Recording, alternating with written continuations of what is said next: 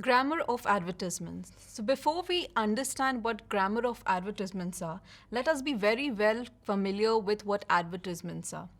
Advertisements are nothing but paid promotion of different products and services by a brand to its target audience. Advertisements could be done through various forms of media, starting from your print to your TV, radio, and now also digital.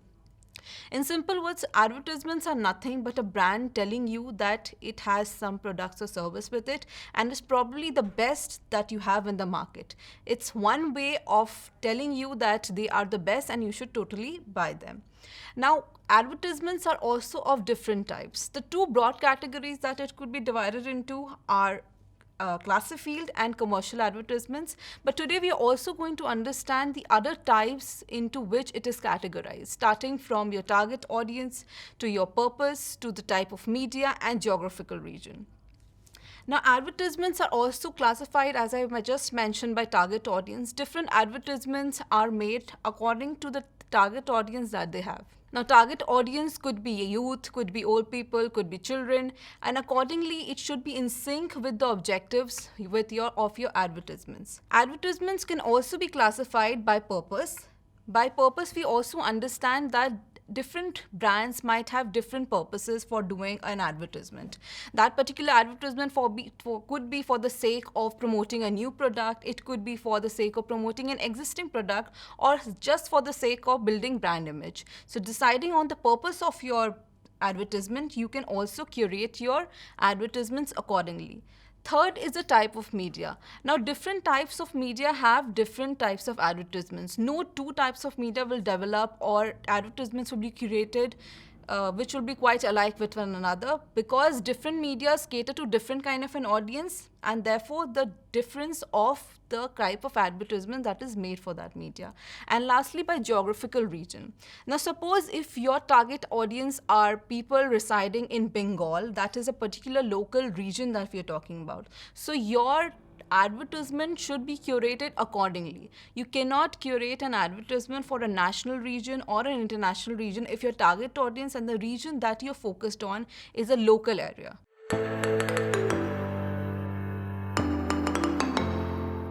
Now that we are clear about what advertisements are, we have to kind of understand what grammar of advertisements is.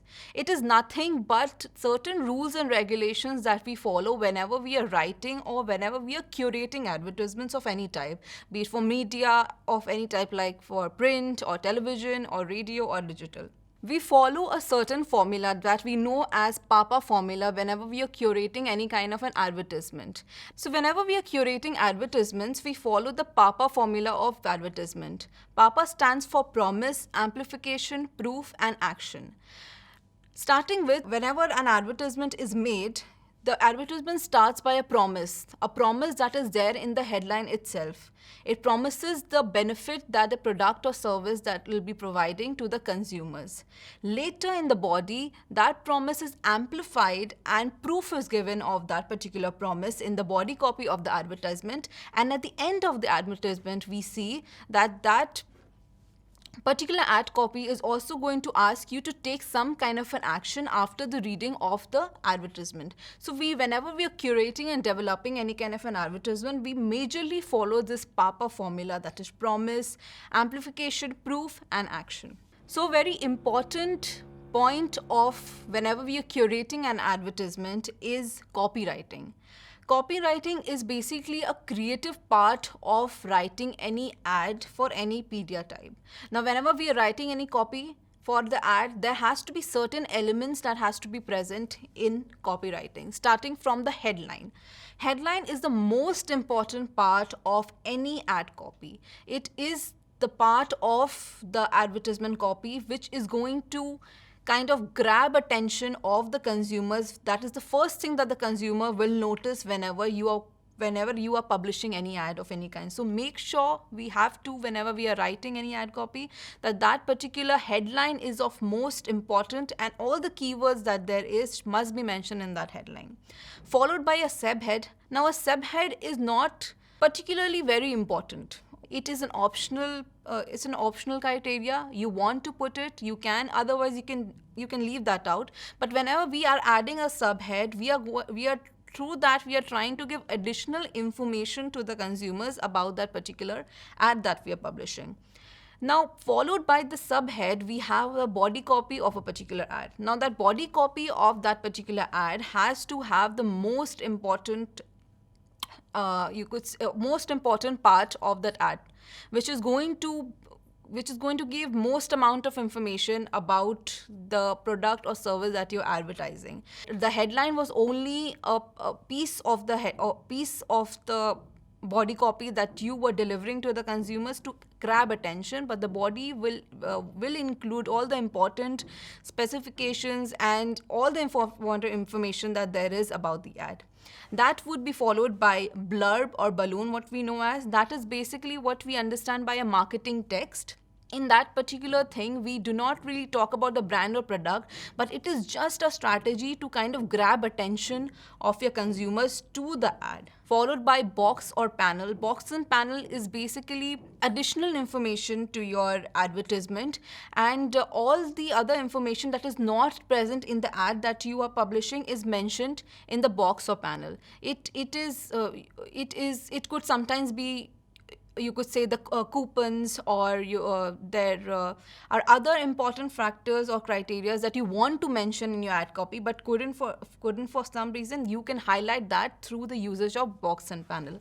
And followed by the last but not the least important thing, that is signature, slogan, and the logo of that particular brand that we are focusing on. Now, signature is basically the visual aspect of your ad copy, where we mention the name of the company that we are advertising for, and also we mention the logo of the company that we are advertising for, followed by a slogan. Slogan is nothing but it is something that makes your ad copy the most memorable, because it kind of resonates best with the brand or the audiences, because it is a catchy slogan or the phrase that is associated with an ad, and even after that particular ad has left the screens of the audiences, it is still memorable because of the catchy phrase that is associated with it. Now, these are the certain elements of advertisements that we have. Now, here's a question for you. A good creative ad must be of what type? Should it be noticeable, relevant, identifiable, or all the above?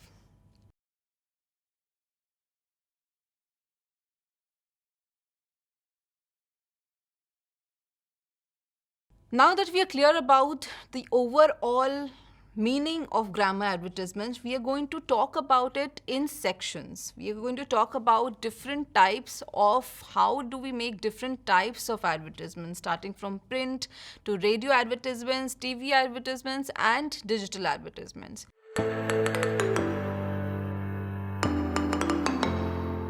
Now, starting from print advertisements, there are certain elements of print that must be there in the ad of whenever we're making an ad copy for the print media. Again, starting with the headline, which must be the most important part of your ad copy, followed by the copy itself and illustration. Illustrations of print media mostly has to be not something that has been taken from some place or a stock image or a stock video. It must be raw footage that has been just shot so that people could associate with the relevance of the picture that has been posted on the advertisement.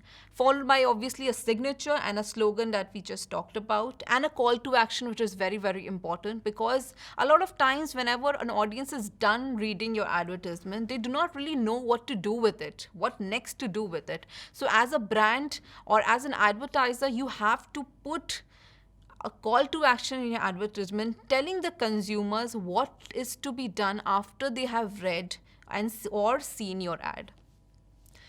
So there are certain layout techniques also that we follow in print whenever we are curating any print advertisement. Starting from that, there has to be a rough layout, first of all, that has to be curated, where we kind of decide which element goes where in a print ad. There are a lot of elements, starting from your headline, sub-headline, illustrations, call to action, and all of that. So we have to be clear about where are we putting all those elements in a particular advertisement copy. Most important part that plays over here is that you have to make all the elements in the ad copy arranged in such a way so that it becomes most easily readable by the people.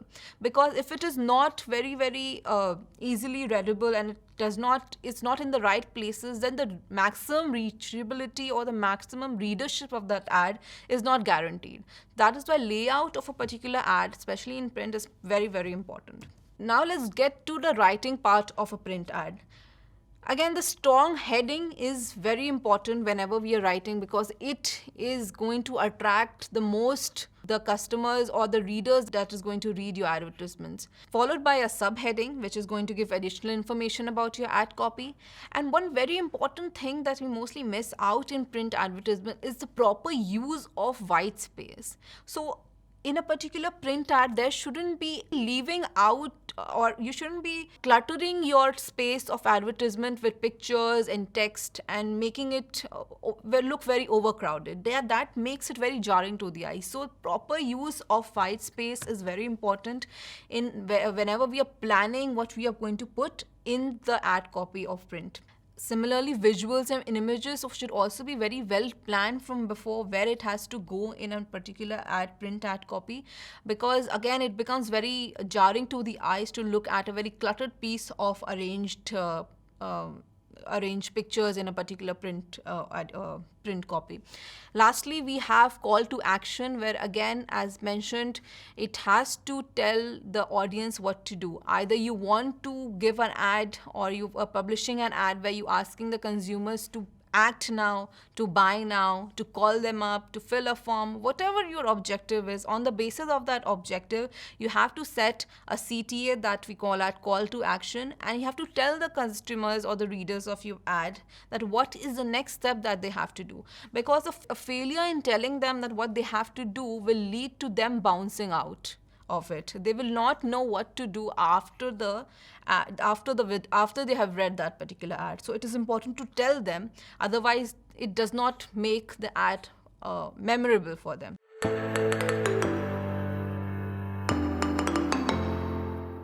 We now move on to radio advertisements and how do we write them or curate them. Before that, radio have to be understood as a medium that is very unique in its own way for a lot of reasons. It is because it is a blind medium and it does not require a lot of attention.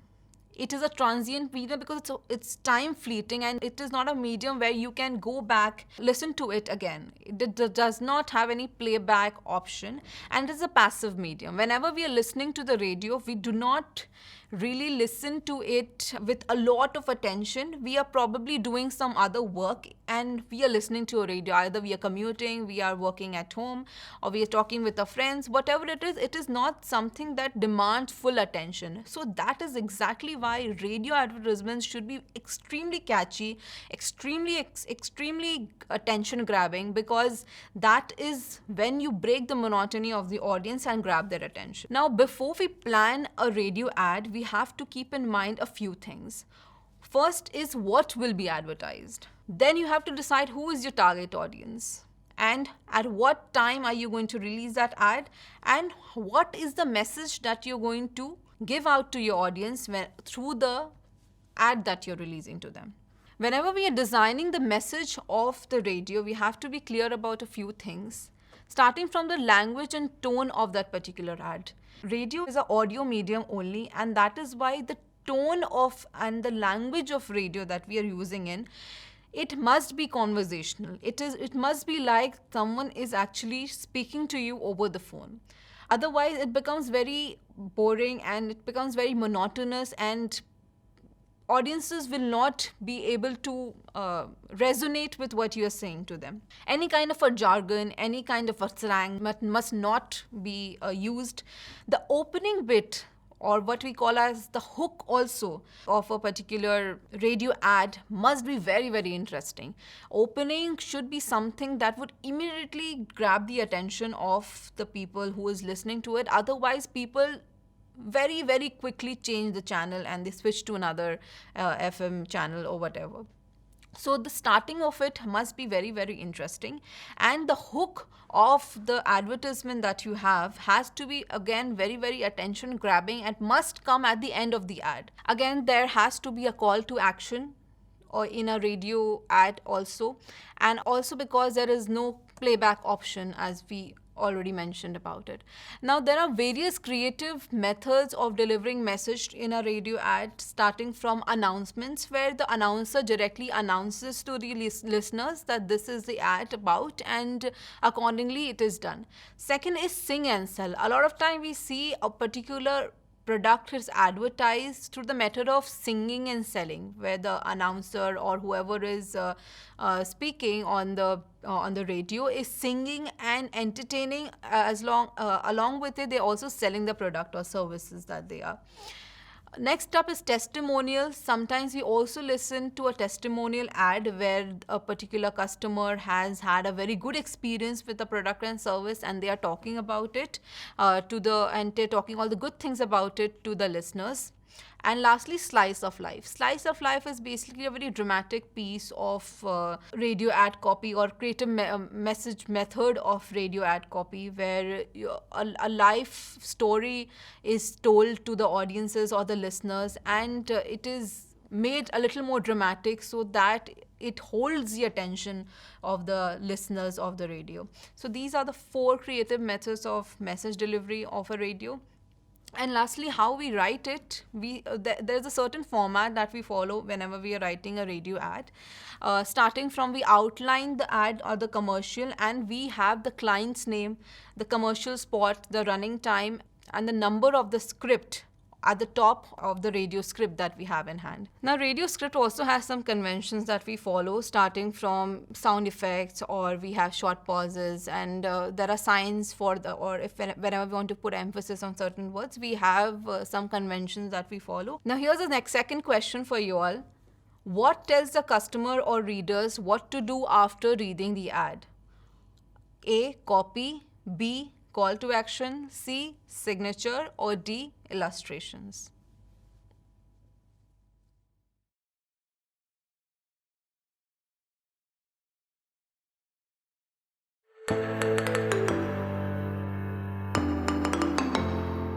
Television advertisements. Now, television advertisements are very interestingly made, and there are certain elements that, of course, we follow in television advertisements also, starting from copywriting to storyline and visualization. Copywriting, as we again mentioned, is the most creative part of an advertisement, where we write copies which grabs the most attention of the audiences and talks about the products that we have.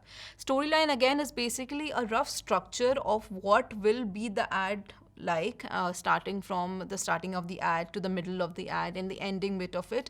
All of it will come into or fall under storyline. And lastly, visualization. After we are done with the copywriting and storyline, we do the visualization bit, where the audio of the advertisement will go and where the video of it will go, and the effects that we want to, if we want to do some color grading, all of it falls under the visualization bit of a TV advertisements. There are certain styles that we use in TV ads, starting from humor, surreal, dramatic, parodic, and nostalgia. Humor, of course, we know a lot of ads we see where they are funny ads, and that's how they are styled and grabs the attention of the consumers. Again, dramatic and parodic. Parodic, the best example of it could be seen in the most recent ad of Cred that we saw, where we saw Rahul Dravid becoming angry. It is very, very parodic because we do not really see him that way in real life, but we see that ad, so where he's extremely, extremely angry, and so that could be the best example of what we call as parodic ad. And nostalgia, where they remind you of olden times and incite a particular nostalgic emotion in you, and you get emotionally connected to the ad, and hence it becomes more memorable for you. Now, how do we plan or prepare that TV commercial process? We first decide on the appeal of the TV ad. What is the appeal? Appeal could be of 2 types, rational and emotional. Next up, you have to decide on the execution style of it. Execution could be, again, if you want to have a very straightforward execution of the ad, you want to make it more dramatic, you want to make it funny. That is all, it depends on for who you are curating, on what media you are curating, what is the brand brand image, what is the brand perception, what is the personality of your brand. A lot of criteria depend on that, and depending on that, you decide on the execution style of your advertisement. Now, decoding what is actually going to be advertised, that is again depends on a lot of factors. What is your product, service, your brand? What is the personality of your brand? What you want to advertise? Depending upon that, you decide what you want to advertise, and you get down to writing the script of it. Now, writing the script, of course, includes copywriting, and a very important element of it also includes storyboarding. Storyboarding is nothing but it's basically drawing a pictorial representation of the ad itself, so that we know what shot goes when, how does a particular shot looks like. So a pictorial or drawing representation of ads throughout is basically your storyboarding. Once all of this is decided, the ad goes into production and it's shot. And the last stage of it is the post-production stage, where if any kind of an editing, transcriptions, or any kind of a subtitling needed for the ad, then it is all done in the post-production bit of that advertisement. And lastly, how do we actually get down to writing the TV ad? We define firstly the storyline of the ad that we want to write, setting up the tone of the ad. You want to make it emotional, you want to make it funny, you want to play on the fear of the audiences. Accordingly, we make that ad. We select a theme that goes on throughout the particular ad campaign of that particular product or service. And lastly, we give a call to action that we have much talked about, because we can't leave the customers or the consumers wondering what we have to do after we consume that ad. You have to tell them yourselves whether to buy it now, whether to sign up now, whatever your objective is. On the basis of that, you decide a call to action and you tell your customers what is to be done after the consumption of the ad.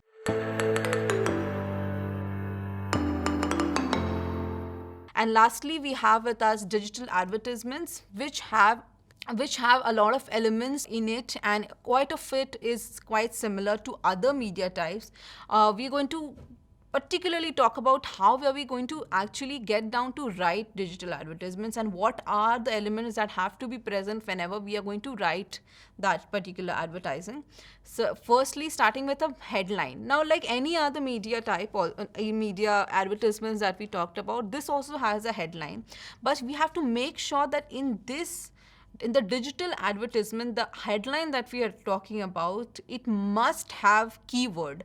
The important keywords that is relevant to the copy of your advertisement must be mentioned in the headline. Otherwise, the advertisement will no longer hold any kind of a relevance for the customers. So the keyword to find its space in the Google search engine page, and if it is not there, if it is two back sides of the Google search engine page, then it is that particular ad is probably a lost cause.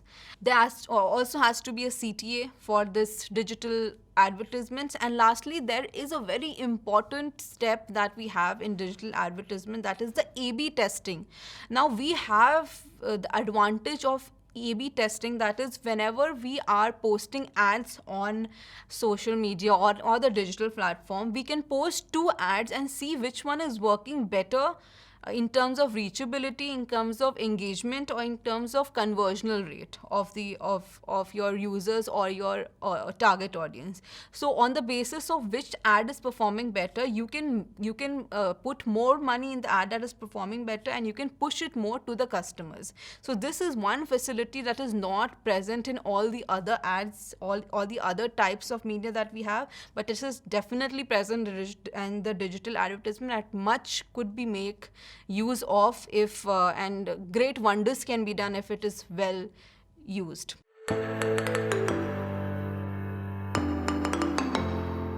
So these were the 4 types of media and the grammar of advertisements of these types of media that we talked about. I hope this was clear to you, and if there is any kind of a question, please let me know, and I hope you had a great time learning. Thank you.